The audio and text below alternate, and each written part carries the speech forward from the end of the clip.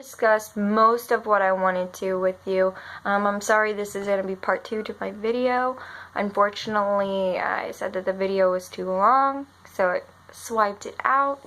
But we're just going to pick up right where the first video left off. And we're talking about government-sponsored programs. I honestly don't have time to go over the government-sponsored programs just because, you know, they require so much paperwork. I mean, it's always paperwork. Okay, well, you know, I hardly have time to sit down and do a homework assignment. I mean, like right now, I really should be leaving for work, but I need to finish my video. I've got to get through my paper. You know, these are obligations that I have, and you know, there are some assignments that unfortunately, you know, my life was just so jam-packed that I wasn't able to finish, and you know, I took a 0 for. Unfortunately, that is the reality of it. Especially whenever you're working full-time, you've got kids to take care of. I mean, what do? Do I sit here and work on my homework, or do I go out and feed my children? Obvious answer, I'm gonna go feed my kids. So, you know, and that cuts into the time that I have for schoolwork. Fortunately, you know, I have a great family, and they've been more than willing to watch the girls on weekends. You know, some assignments are due during the week, and I've got a full class schedule. I took 14 credit hours this semester. Am I insane? Probably. Alright, let's see. Availability is another concern with childcare. With childcare, that becomes an issue when using these types of programs. The problem is childcare services in smaller towns are extremely limited in the amount and types of service they offer. Most childcare services operate just like schools do, which is not so bad if your work schedule is in line with their typical school hours. I'm so sorry. My current work schedule, between 2 shifts, which covers an 80-hour variable. For 2 weeks, I work 80 hours or more. The last 2 weeks, I've worked, let's see, probably close to 90 hours. The problem is made even worse because the childcare services are not available during most of my normal 80-hour work window. I work 3rd shift. You know, I go to work at 10 o'clock. Well, I leave at 8:45. It is approximately 8:52 right now. Unfortunately, this is the only time I had available to make the video. But I normally leave at 8:45. I have to be there, you know, clocked in at 10, and I don't get off until 6. Or sometimes I don't get off until 10. They never have me come in early. Which I would prefer to come in early rather than stay late. You know, at 6 o'clock everybody's in that mindset, oh, I'm ready to go home, And you're like, oh, I gotta stay. Alright. So let's see. Limited availability creates the problem of having to find other resources to cover my working shift. Solutions to limitation availability would be much needed to help overcome this issue. Moving to a place with 20-40 hour day care.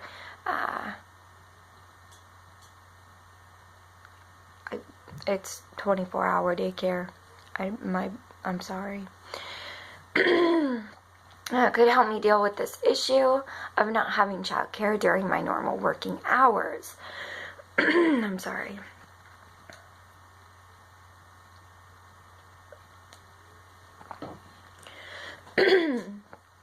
Daycare centers that offer this service are available in larger cities. And larger cities also have larger colleges. The solution would solve the issue of not having to live in an area with limited class schedules, and would also help me to be available to work that requires hours beyond what most daycare centers typically offer. daycare centers typically offer through the day. You know, my mother-in-law watches the twins while I work, and then she watches them for the early morning until my oldest daughter gets out of school. When she gets out of school, I'm the only one that's available to go get her. My mother-in-law does not have a car. I mean, she technically does, but her significant other works from noon to 8, I think. So, you know, he's gone. She doesn't have a vehicle. So I'm the only one at 3 o'clock that can go and get her. So I come home at 6. Well, I leave work at 6. I get home about 7. I take her to school at 7:30. And then I'm asleep by about 9:30. Sometimes I can't go to bed until 10. It takes me a long time to get to sleep. My brain has a problem with shutting down. Anyway, that's more personal than need to be. But that makes things difficult. Most of the time I'm pretty stressed out.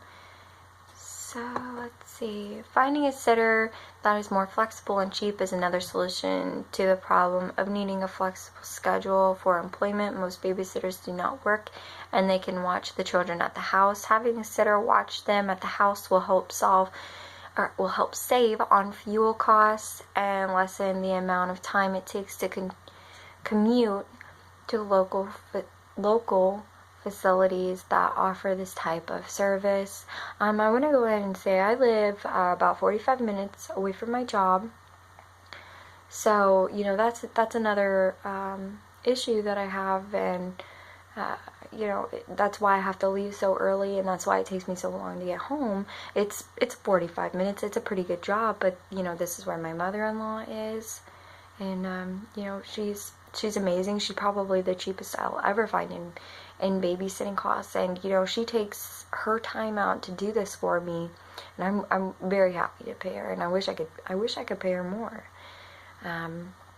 So availability can often be the deciding factor in whether a company will even consider a person for employment. Time available is one of the first parts of my resume that employers look at. With the advantage of having a flexible babysitter, it would become much easier to balance my work schedule. So normal daycares, they don't run during the night when I work.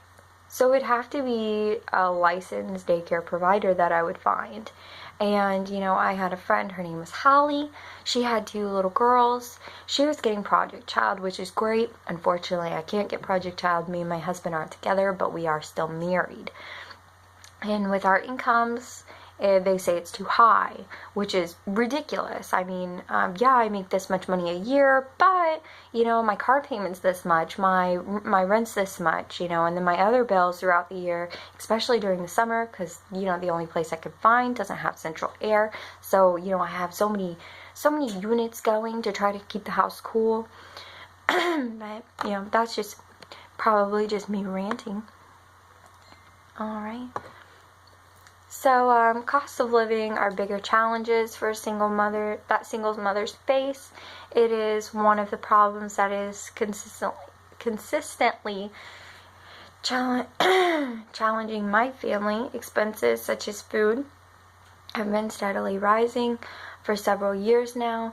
You know, all my kids, they're bigger, you know, well, they're getting bigger, they're growing every day, you know, so, like, especially my set of twins, they're 18 months, cutest things I've ever seen. I mean, granted, my other 2 children, but I'm their mom. I probably have to say that. But they eat all the time. I mean, all the time. Like, if I buy gummies at the store, I don't get any. They eat them. They eat them all.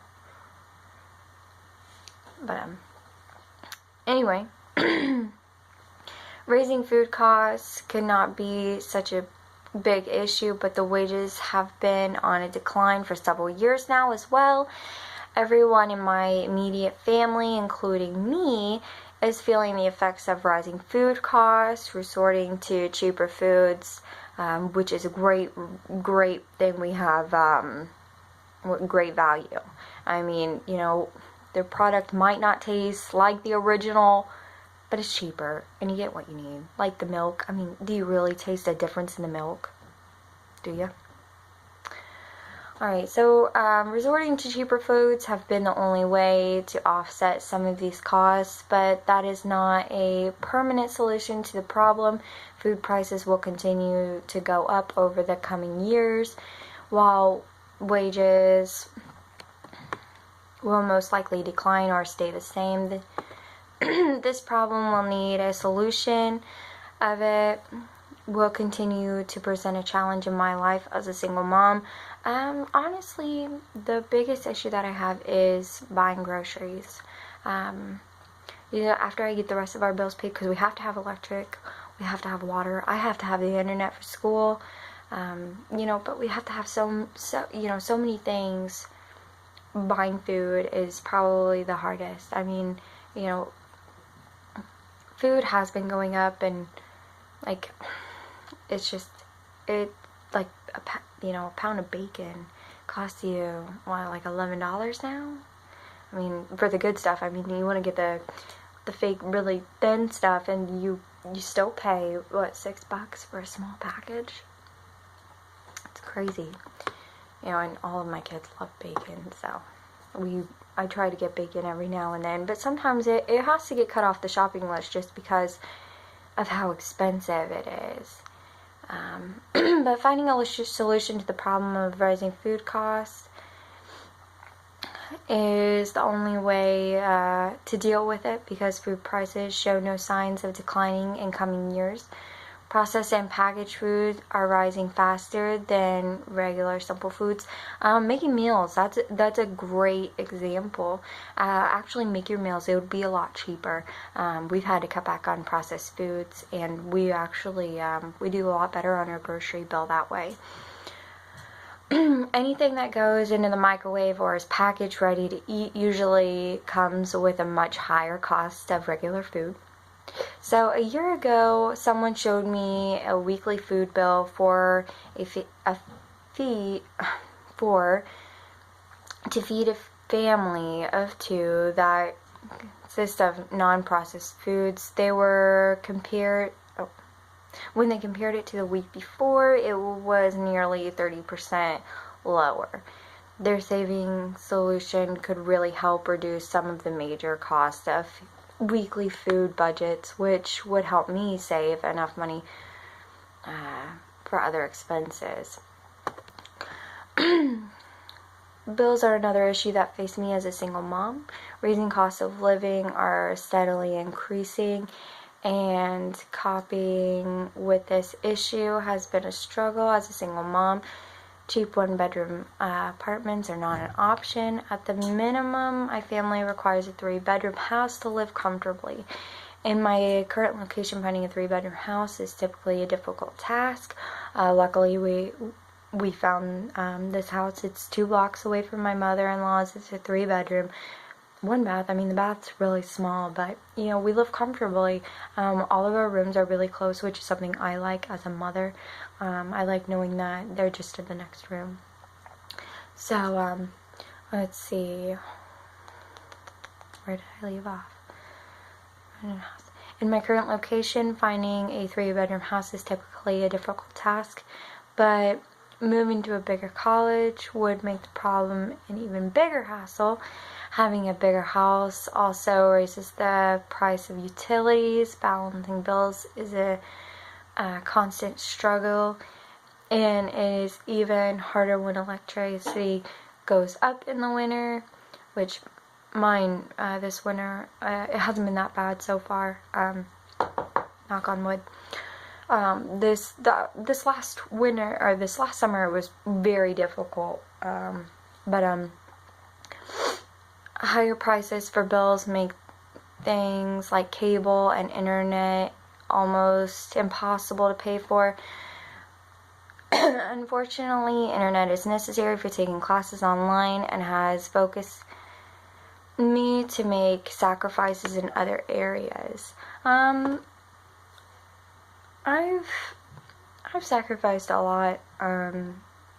Sometimes I break down over it. Emotionally. Sometimes I just feel trapped. And, you know, I love my kids, but, you know, working full-time, going to school full-time, and then, you know, my oldest, she's only 6, but, you know, sometimes, like, it just feels like she's already a teenager, and my 4-year-old, she's got the mouth of a sailor, and I don't know where she gets it, because we don't watch things like that here, and she used to go over and stay nights with my biological mother, and she would come back and she would talk about these horrible shows. Like last time she went, she watched Freddy, I guess, which was not okay with me at all, and I'm still very upset about it, but you know, there's nothing I can do about it. She's not going to stop it. So there are some solutions to these problems, which is implemented, could help reduce some of the hassles of paying high costs for bills. Some real estate companies offer subsidized housing. Subsidized housing takes the amount of income an individual makes into consideration when coming up with the price for rent. So I got on our job site, and I was looking on there, and then I seen that it had something about housing, and I was like, oh really? You know, because at this time I'm looking for a place. We were still living with my grandparents. I'm like, you know, I'd really like to get on my own. I don't want them to have to support us. I'm a large family of 4 or 5, including myself. So, you know, I got on there and I was looking around, and I didn't really find anything around here. So I went in the office and talking to, you know, somebody in HR. I'm not going to say her name, but I was talking to her, and she goes, oh, we don't have that around here. Why? You know, they have it in Pennsylvania, and that's why I was on there, but they don't have it here for us. A portion of the rent is paid by the government, and the remaining portion is paid by the tenant. Finding this type of housing will become even more important when moving to a larger college. Based on my research, this option is available at campus offering my program, but there is a waiting list to get into them. Getting paid for this type of housing could really help me cover some of the other bills. When it comes to my relocation, I really want to go to ISU. That's what I'm aiming at right now, but I probably won't move there. Most of my classes will be taken online. I would love to do the college life, but once again, unfortunately, that wasn't an opportunity that was open for me. You know, I made the choices that I made in life, and I'm happy I made the choices that I made in life. Doesn't make me sad sometimes that I'll never get to actually experience the college life, of course. But you know, my kids need me, and my kids love me, and I love my kids, and I'm happy to be here. Single moms will face several challenges that traditional students will never have to contend with. You know, we just discussed that. Talking to people and writing this paper has helped open my eyes various